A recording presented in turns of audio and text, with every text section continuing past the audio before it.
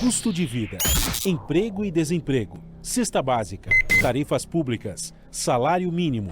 Agora, na Brasil Atual, a análise do DIEESE. E nós vamos conversar com o diretor técnico do DIEESE, Fausto Augusto Júnior. Bom dia, Fausto. Bom dia, Glauco. Bom dia a todos. Fausto, o governo e o Congresso Nacional estão articulando uma possível instituição de um estado de emergência para poder viabilizar o pagamento de um auxílio de até R$1.000 a caminhoneiros. Esse estado de emergência a ser regulamentado por uma PEC, afastando assim as restrições previstas em normas de qualquer natureza para a criação do benefício à categoria, blindando Bolsonaro, inclusive, contra travas fiscais e possíveis problemas eleitorais. Como é que você vê a elaboração e a concepção desse auxílio, Fausto?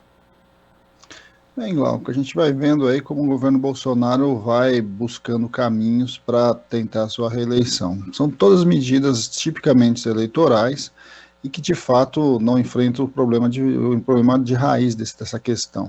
A questão dos combustíveis está por trás aí de toda essa discussão e, inclusive, da inflação alta que a gente está vivendo no nosso país. E isso tem por origem a política de preços, a política de paridade de importação, que de alguma forma não foi sequer tocada nessa discussão até agora. A discussão da política de preços é, ao fim e ao cabo, o que de fato deveria ser discutido no país. Como que um país que produz boa parte do petróleo que precisa para o seu consumo, que consegue fazer a transformação, né, consegue fazer o refino da maior parte da gasolina e de mais de 70% do óleo diesel, simplesmente fica condicionado aos preços internacionais por conta de meia dúzia de importadores. Esse é o debate que precisa ser feito e que de fato é simplesmente refutado. E aí o governo Bolsonaro vai mais uma vez, tal qual ele fez com a discussão do ICMS, a questão aí toda dos estados, dos governadores, tentando jogar no colo de outro o problema aí da questão do preço dos combustíveis. A discussão dos auxílios, seja do Vale Gás, seja agora do auxílio caminhoneiro, são basicamente paliativos e que servem muito pouco, né? No caso do auxílio do caminhoneiro, por exemplo, nós estamos falando de uma parcela entre R$400, R$1.000, nem foi definido ainda direito sobre isso, e que mais uma vez onera as contas públicas, mexe com a questão do orçamento, e de novo, né, quando a gente vai falar de regime de emergência, é outro absurdo, né, nós estamos falando basicamente de novo, não fazer o enfrentamento da discussão da PEC do teto, da emenda constitucional 95. Quando a gente vai olhando para todo esse cenário, a gente vai vendo que no fundo, são só medidas eleitoreiras e que na prática tentam minimizar aí problemas estruturais de um governo que simplesmente não tem nenhum tipo de política, não construiu uma política efetiva sobre a questão dos combustíveis. A única política que trabalha é a ideia da privatização, que está muito clara, que amplia, aumenta mais o problema, porque coloca na mão do mercado um setor que é estratégico e simplesmente ignora as discussões que deviam ter sido feitas. Paga-se um preço alto hoje, a população mais pobre é que paga esse preço, porque vamos lembrar, né, mais de 60% de tudo que é produzido e é consumido no Brasil anda em cima de caminhões, e aí o preço do óleo diesel está influenciando toda a economia nacional. Quando a gente olha para tudo isso, a gente vê a falta de planejamento, a falta de política, e simplesmente a gente não tem aí, de fato, uma estratégia de Estado para lidar com a questão tão essencial que é a questão dos combustíveis. E parece que a estratégia, no fundo, é beneficiar sempre os mais ricos, né, Fausto? Porque, além disso, e além da questão do ICMS que você também mencionou, temos a possibilidade do auxílio gás, que pode passar a ser mensal ao invés de bimestral. E aí, a gente está vendo, né, como você também mencionou, que não existe qualquer tipo de discussão a respeito da política de preços da Petrobras. E tudo isso, né, juntando ICMS, possível aumento do auxílio gás e esse auxílio a caminhoneiros, a gente tem aí mais um mecanismo de transferência de renda, Fausto, que na verdade tira recursos dos cofres públicos para compensar uma política que garante altos lucros e dividendos a acionistas de uma empresa? Bem, vamos lembrar, né, só os dividendos aí distribuídos pela Petrobras em 2021 passaram a casa dos 100 bilhões. A gente está simplesmente vendo movimentos já há algum tempo em que você, quando coloca a questão dos combustíveis na mão do mercado, o privilégio aí, na estratégia toda, é uma estratégia de curto prazo, é uma estratégia dos acionistas, é uma estratégia de ampliar a questão dos lucros e dividendos. A gente vai muito provavelmente ver em breve essa discussão do setor elétrico, né, com a privatização da Eletrobras. Quando a gente vai colocando a questão, né, de setores tão estratégicos na mão do mercado, simplesmente o que a gente vai assistindo é que o privilégio é o privilégio do curto prazo, é daqueles que, de alguma forma, detêm ali as ações dessas empresas. E vamos lembrar, né, boa parte das ações dessas empresas, em especial aí no caso da Petrobras, os chamados minoritários, estão bem longe de ser minoritários, né, porque eles são grandes conglomerados internacionais que acabam detendo isso. No caso do combustível ainda, Glauco, é bom lembrar que nós estamos falando também principalmente dos importadores, né? Então toda a pressão que tem aí é esse conjunto de importadores de petróleo, né, de combustível, que o Brasil foi construindo essas parcerias a partir de 2016, a partir do golpe, e que de alguma forma foi tirando da Petrobras a capacidade de diluição dos preços e simplesmente foi atrelando tudo ao mercado. Esse atrelamento ao chamado mercado internacional, na verdade, é um pouco do que você mesmo lembra, é uma transferência de renda. Você tira recursos dos mais pobres, seja por conta ali do próprio preço, seja por conta da transferência do Estado, que acaba tendo que fazer algumas medidas para tentar resolver e não resolve, e não se enfrenta de fato a principal questão. A política de desenvolvimento do governo Bolsonaro, já há algum tempo a gente vem falando sobre isso, é uma política pautada na ampliação da desigualdade, na ampliação simplesmente da concentração de renda, na transferência de renda dos mais pobres para os mais ricos, e aí simplesmente vai se criando alguns subterfúgios, em especial aí há poucos meses antes da eleição, para tentar dizer que é uma política diferente, né, que de alguma forma está preocupada com aqueles que sequer conseguem comprar um botijão de gás. Mas a gente já vem falando há um bocado de tempo, nós estamos com ampliação acentuada na miséria no Brasil, mais de 30 milhões de pessoas passam fome, e essa discussão simplesmente da questão dos combustíveis, ela de certo modo é mais um agravante em tudo isso. Uma parcela bastante importante da população vem deixando de ter acesso ao gás, tem voltado a queimar lenha no Brasil, e é alguma coisa que a gente precisa fazer essa discussão. A discussão sobre a questão dos combustíveis ela é central num país que é essencialmente rodoviário e que, de alguma forma, a matriz ali de transporte está diretamente ligada ao conjunto dos preços da economia. Agora, Fausto, caso fique nesse teto de R$ 1.000, o repasse mensal aos caminhoneiros vai ser mais do que o dobro do piso de R$ 400 pago hoje às famílias do programa Auxílio Brasil, que contempla pessoas em situação de pobreza ou de extrema pobreza, né? O benefício médio é de R$ 409,30, segundo os dados de junho.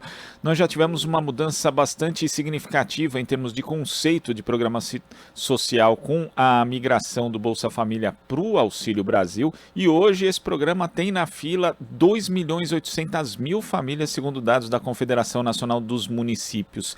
Isso, a possível instituição desse auxílio para caminhoneiros é mais um desvirtuamento da própria natureza desse tipo de programa social, Fausto?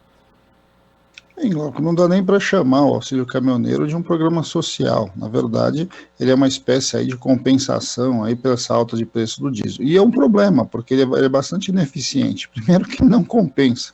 Nós não sabemos ainda nem direito qual vai ser o desenho de um programa desse tipo, mas a gente sabe que no final das contas, ele pouco benefício ele vai trazer. A maior parte do drama ali que os caminhoneiros vivem, é um drama real, é que os preços de combustíveis vêm comendo basicamente boa parte do seu ganho por meio do frete. É um setor hoje que, além de tudo, vive as dificuldades de uma crise econômica, então ele também tem os dilemas ali da própria economia e que, de alguma forma, programas desse tipo simplesmente têm muito pouco impacto. Se gasta muito recurso com isso e que, no final das contas, não deve ter impacto nenhum, nem na questão do frete, que aí sim é uma questão bastante importante, porque quanto mais o combustível sobe, maior o frete fica mais caro, e aí a média dos produtos fica mais caro no Brasil, porque o custo de intermediação sobe, e aí quando a gente vai vendo tudo isso, vai vendo o quão pouco sentido faz. Na verdade, o governo Bolsonaro busca recuperar ali um pedaço ali de uma categoria que apoiou, de certo modo, a sua eleição. Ali, na verdade, nós estamos de novo lidando com uma discussão que tem a ver só basicamente com a eleição. Não tem nada de estrutural, dentro de um auxílio caminhoneiro. E olha que nós estamos aqui, não estamos dizendo que o caminhoneiro não tem que ser privilegiado, não tem que ter algum tipo de política, mas a política passa por outras formas. Nós precisamos fazer um debate sério da política de preços do diesel. Se for para fazer debates de subsídio, tem que fazer a política de como o diesel vai ser ou não subsidiado no nosso país. Nós temos que fazer um debate muito sério sobre a tabela de frete dos caminhoneiros, que é um debate já antigo, que basicamente o mercado simplesmente ignora essa discussão. Tem que se fazer um debate sobre como você vai fazer transições de carga, porque também nós estamos perdendo muito postos de trabalho do ponto de vista dos caminhoneiros, quando a gente está revendo a nossa matriz de transporte, ou seja, tem uma série de discussões estruturais que é importante e necessário ser feita para o setor de caminhões, mas não simplesmente achar que um auxílio, que inclusive vem se falando, viu, Glauco, que esse auxílio vai ser uma parcela só, sequer vai ser, nós estamos falando, para você ter uma ideia, de alguma coisa perto de 870 mil caminhoneiros autônomos. Então, quando a gente está falando de qualquer medida que você vai criar, são medidas bastante onerosas para o Estado e que não resolvem o problema. É claro que qualquer trabalhador, em geral, se o governo quiser dar um auxílio para ele, quiser dar um recurso para ele vai aceitar, vai achar bom. Agora, no mês seguinte, o problema está colocado novamente, no mês seguinte vai estar colocado novamente, e quando acabar a eleição, não tenham dúvidas, né? Todos esses problemas estarão aí na prateleira para ser resolvidos, e ao contrário, né? Nós vamos ter simplesmente empurrado com a barriga, esperando aí, de alguma forma, um novo governo tendo que lidar com essa situação. Insisto, né, a questão do ICMS já foi um problema e continua sendo um problema. Você está retirando recursos dos estados, recursos fundamentais para os direitos sociais, para o provimento aí das políticas públicas, simplesmente porque você não enfrenta o debate aí da política de preços dos combustíveis e que, de alguma forma, essa lógica do Paulo Guedes de deixar tudo ao sabor do mercado é o preço que a população brasileira vem pagando. E você faz uma observação muito importante, Fausto, porque além de ser uma política ineficiente, compensatória, mas compensa muito pouco, ela gasta muitos recursos, né? A gente já viu medidas desse gênero, por exemplo, com a questão dos saques extraordinários do FGTS, que retiram recursos que poderiam ir para programas de habitação, por exemplo, de saneamento, para justamente criar empregos de forma articulada com outros tipos de iniciativa por parte do poder público, e esses recursos também vão se esvaindo, não resolvem o problema e vão cair no colo de um eventual novo governo que vai ter menos margem também para promover políticas públicas, Fausto. Sem dúvida, né, Glauco? Esse governo simplesmente não é um governo, esse governo não tem planejamento, não tem política, não sabe direito para onde levar. Ele vai ao sabor do vento, e aí em ano eleitoral isso fica mais claro, fica mais explícito, o quão simplesmente não faz sentido, né? Você defende uma política de mercado e depois vai criando mecanismos aí para tentar driblar o mercado, de fato você não faz nenhuma discussão estrutural. Ao não fazer nenhuma discussão estrutural, o Brasil é uma nau sem rumo, né? E aí o preço é sempre muito alto. A gente está vendo o preço, e quem está pagando o preço é a população mais pobre. A população mais pobre que hoje está cada vez mais pobre, né? A fome avançou bastante no nosso país, a população miserável vem crescendo. É bom lembrar que metade da população brasileira hoje vive algum grau de insegurança alimentar. Você vê a perda de dinamismo da economia, o Brasil não consegue, de certo modo, acompanhar aí as possibilidades de crescimento. Tudo está colocado enquanto um país que simplesmente não tem política econômica, não tem política de desenvolvimento social, não tem política de desenvolvimento industrial, fica simplesmente trabalhando numa ideia bastante etérea, né, que é essa ideia que o mercado resolve tudo, mas nem isso sabe lidar direito, porque afinal de contas fica com uma visão bastante limitada da discussão de mercado.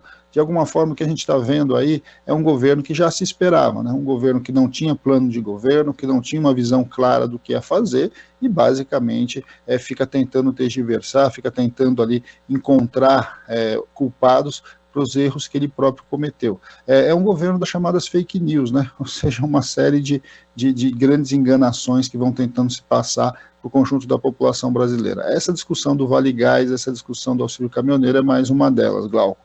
Vamos lembrar, né? A grande virtude do Bolsa Família foi ter construído um programa estrutural de distribuição de renda a partir dos municípios e que de alguma forma garantia a segurança alimentar.